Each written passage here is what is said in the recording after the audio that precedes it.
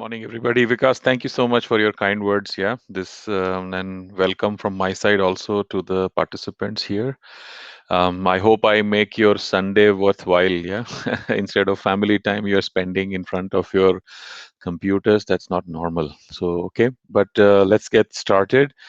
I will share my screen now. Please let me know. Give me a nod whether you are able to see the screen.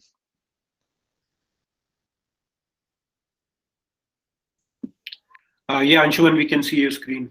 Okay, so I go into presentation mode now. So, so let's get started. So I would like to give all of you an introduction towards this advanced concept course that we have on physical design. Why this course was designed, what is behind this, and what you could, learn out of this course. Let's go more in details on that part. Yeah. So a short agenda.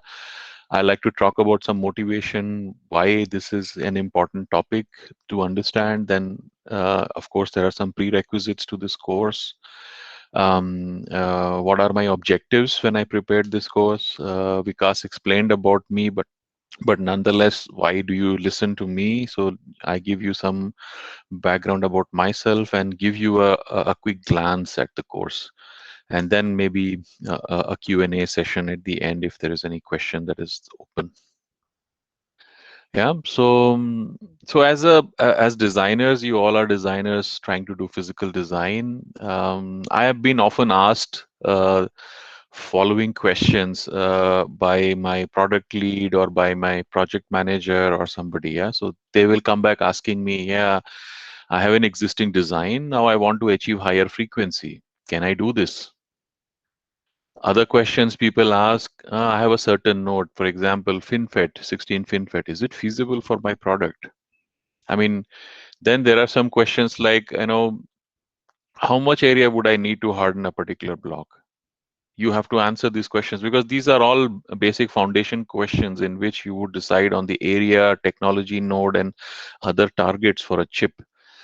Then sometimes people will come back and ask me, will you be able to deliver the PPA on time on this design? Yeah. So are there any risks involved? Yeah. When can we do the tape out on time? What are the risks involved? I'm hope you guys can relate to this question, and many such questions come aboard when you are trying to develop a product, when you're trying to develop a design. And as a technical leads and technical community in the organization, you're supposed to answer these questions, and these questions have to be answered with solid data, not really with gut feeling or with perceptions or with your own opinions. Yeah, because this a lot is riding for this organization on your answers. So what I offer is this course. I will do discussions about a lot of fundamental trade-offs when you are considering for deliveries. Yeah. And delivering really a hardened product, what you need to look at, if somebody asks you whether I would meet a PPA on this design. So there are certain fundamentals to be considered before you make that call. So I try to highlight this, not particularly answer this question, but when you go through the course, you will be having better tools and capabilities to answer such questions that is needed for you as a technical lead in your organization.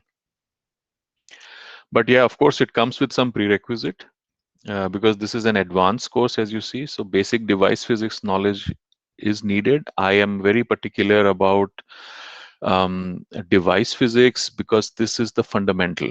Yeah, and unless you understand the problem at its fundament, you will not be able to solve it in the right way.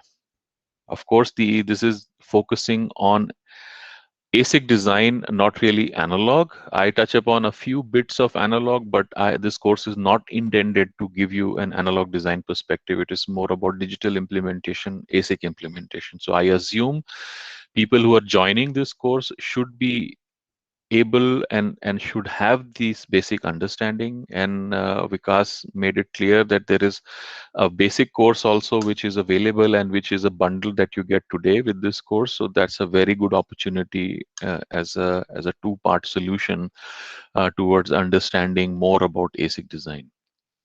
Third thing is, this is not an EDA tool training course. Please be very careful in this course. I am not talking about which EDA tool you should use. Rather, I'm talking about concepts in general. Yeah. So my feeling is, or my thought is that EDA tools are means to a solution, not a solution in itself. So I keep that aside, but we talk about fundamental topics in this. Yeah. And I don't have anything that talks about anything on EDA in this course. So please be careful on this. Now the question begs, why do you listen to me? Yeah, so just a short introduction to me. I am a VLSI professional with about 2 decades of experience in VLSI industry. I have a very wider range of topics that I would present and have worked on, starting from the silicon engineering towards having done methodologies, flows, chip hardening, and everything. So I really like technology, and I'm a very passionate engineer in this field. Try like to solve problems, and then I have seen multiple topics. So hopefully, the knowledge that I have um, will help you guys in terms of gaining your perspectives towards above this technology and this field. Okay, with this, I want to get into the basics of this course. What is this all about? And then we can discuss about some questions. Yes, the course is divided into 10 parts or 10 sections or chapters. We start, of course, with the planning chapter. So this is basically on design planning. Basically, when you are faced with a design nowadays, the ASIC is so complex that it is not only a pure digital chip or a pure analog chip. There is a mix and match. You have sensors sitting with signal processors and whatnot. Yeah, so the considerations of the basic architectures of your chip, whether it should be analog on top, digital on top. Yeah, whether you should do a design implementation flat or hierarchical. Yeah, you would be surprised to know that sometimes hierarchical becomes an overkill and that derails the project completely. So we'll talk about something like this. Now the question is whether what should be the approach. Should I do, if it's a hierarchical, should it be a bottom up design construction or a top down design construction? So every aspect has its pros and cons, and this is what we will highlight in the design planning section. Other key topics are about inputs. Yeah, there's so many things that used to be considered. Yeah, the guy is sitting confused, and rightly so, because there are multiple things that you need to take care of.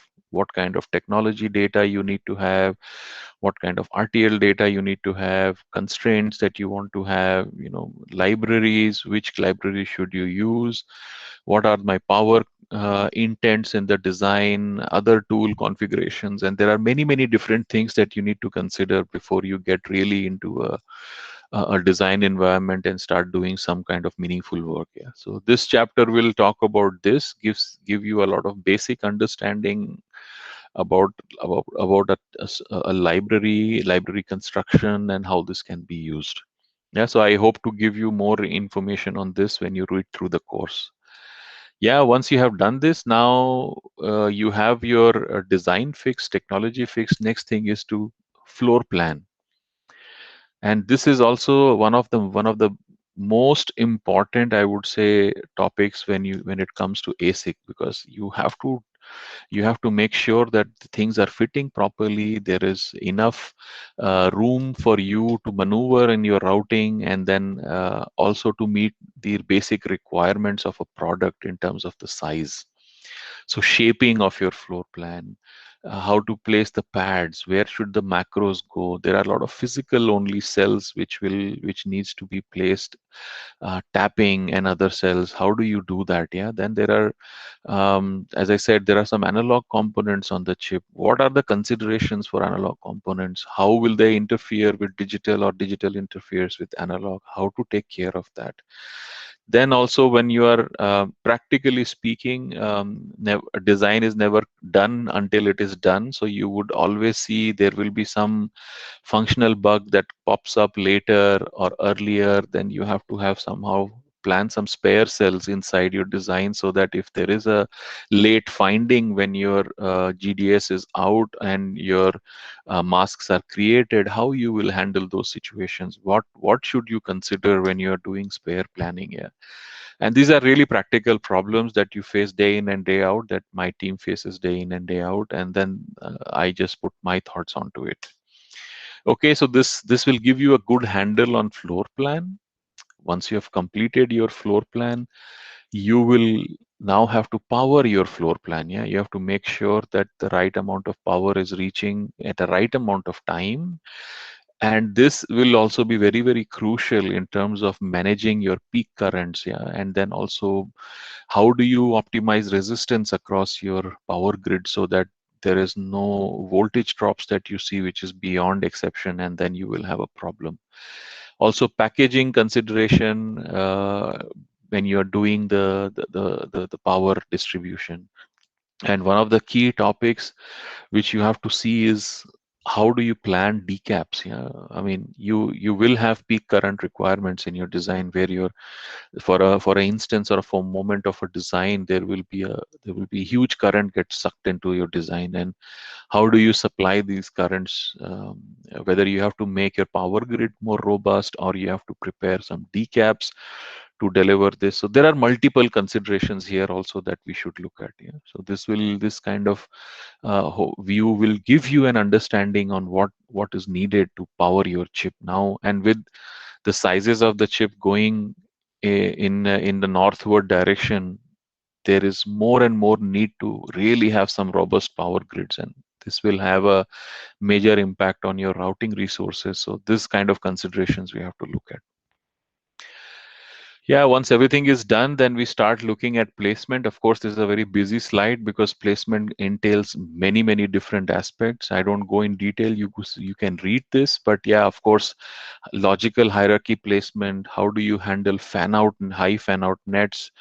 There are certain special cells like a clock gator cell or maybe a mux or a divider of a clock. How do you handle that?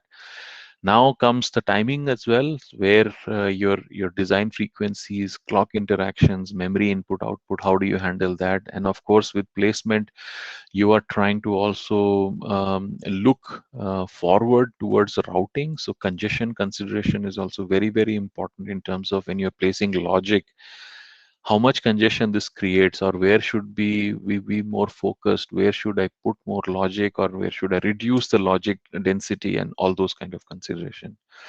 And of course, as I said, there are some architectural cells that you need to be placed, which are really something that comes as the architecture of your design, where you cannot help that much. Yeah, so there are some micro RAMs. There are multiple different things which needs to sit inside the core area of a design, and how do you do that. Yeah, so that kind of topics. Yeah, so here I have asked I have an example about clock dividers and things like this. So these are essentially architectural components that needs to be considered.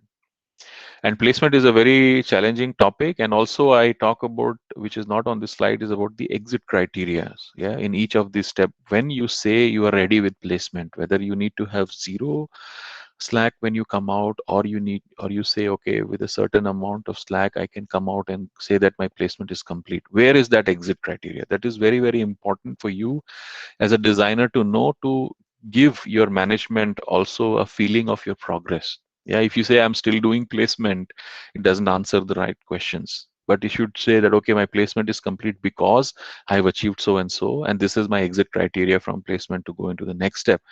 That's what brings value and visibility towards the designs that you are handling. So after you exit placement, I talk about clock and clock optimization and things like this here also. So by far, for a digital design, clocking is one of the most considerable step where you will your timelines of your design will depend, because clock will bring a lot of new things to your design.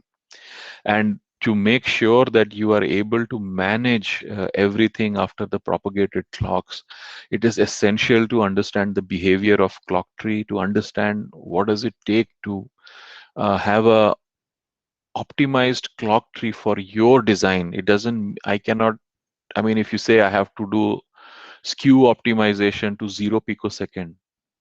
Yeah, that's okay. That's very theoretical. What if your designs are not interacting? The components are not interacting. Do you really want to match the skew between the two components? No. So these are some really practical considerations. And believe me, if you have to be very diligent when you're doing clock tree design.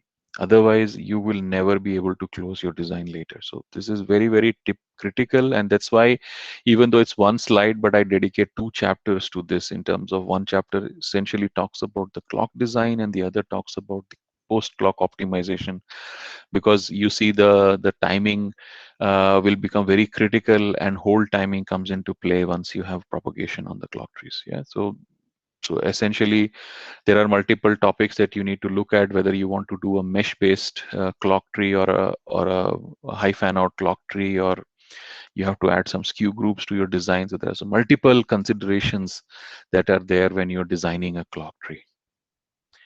At the end, then, yeah, what is left is routing. Basically, this also a bit of a deep dive in terms of routing algorithms. How do they work? Where you need to be considerate, and also not even the first order, but there are some second order routing requirements which comes in terms of VR requirements, layer requirements, special nets. How do you route it? Where do you route it? And all those things. Yeah, and at the end of it, once you finish routing and optimization, you have to have understanding about data handover that you need to do towards the towards the sign off. Yeah, and so this is also essential.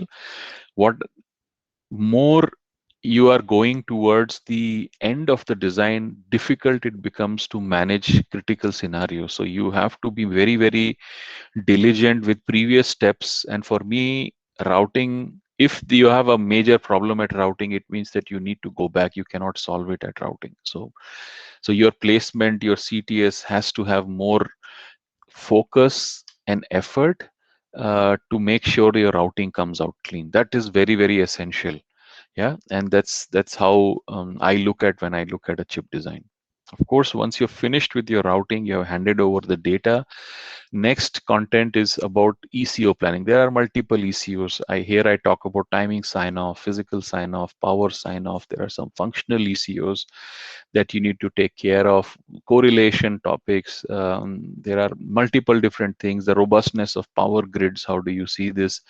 And how do you look at the foundry rules in terms of DRCs and LVS, and what you need to consider during your implementation? So basically, you as a designer, after you finish this sign off step, will signature, as I have shown with this graphic, and say that this chip will work. And that's a very big responsibility on your head. You cannot always look towards a different person to sign it off. As a technical person and growing into a technical lead in this organization, you have to say, yes, I'm done, this chip will now function, and I sign it with my name.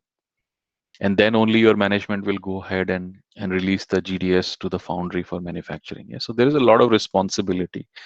I don't want to I'm not scaring you guys, but I'm telling you, yeah, you have to own up to what you do. And knowing properly what you're doing, and going with with a real understanding, you should be able to achieve it. Everybody does it, and you should be able to do this as well. Yeah, so I give you my inputs on this, on how you should prepare and work towards this. Also, I put a lot of thought on a different aspects of the design. Now this was more about how to do a design, but also I talk about advanced techniques which are coming up, and which will become really a forces to reckon with, or they will be coming in mainstream. Yeah, with the lower technology node with 6 nanometer and whatnot people are talking about. There are a lot of effects of dark silicon, yeah, which you should be considering, that there are certain pieces of silicon which will be just dead in your chip, and you have to plan for that. Yeah, yeah, this is very interesting. And also more and more concepts of machine learning are coming up. When I started looking at machine learning implications, I think 4 years back, in the VLSI domain, of course, machine learning is going on for a long time, but how it will impact VLSI, it is still at very nascent stages. Now you hear in the media, in the press, some of the EDA companies coming up with some solutions how to do machine learning based design. You saw a big announcement from Synopsys talking about machine learning is the way to go, and that will be the way to do the chip design. Yeah, so now machine learning is coming into the mainstream. What are the applications? Yeah, so this is kind of, I touch upon how you can deliver, or what to think about when you think about a machine learning. I don't talk about the theory of machine learning, but applicability of advanced machine learning and deep learning concepts in physical design. That is my forte.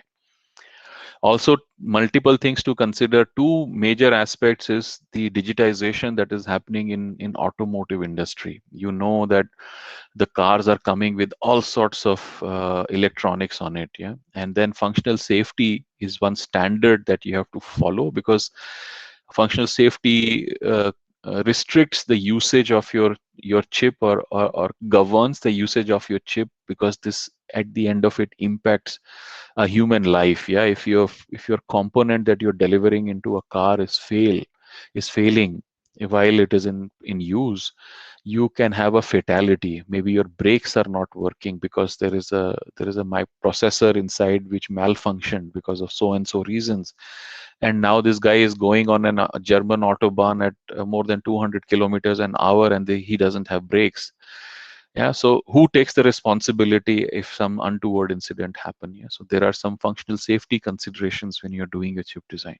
On the other side, you are all doing your digital payment gateways. Yeah, be it your metro line tickets, be it your credit card payments.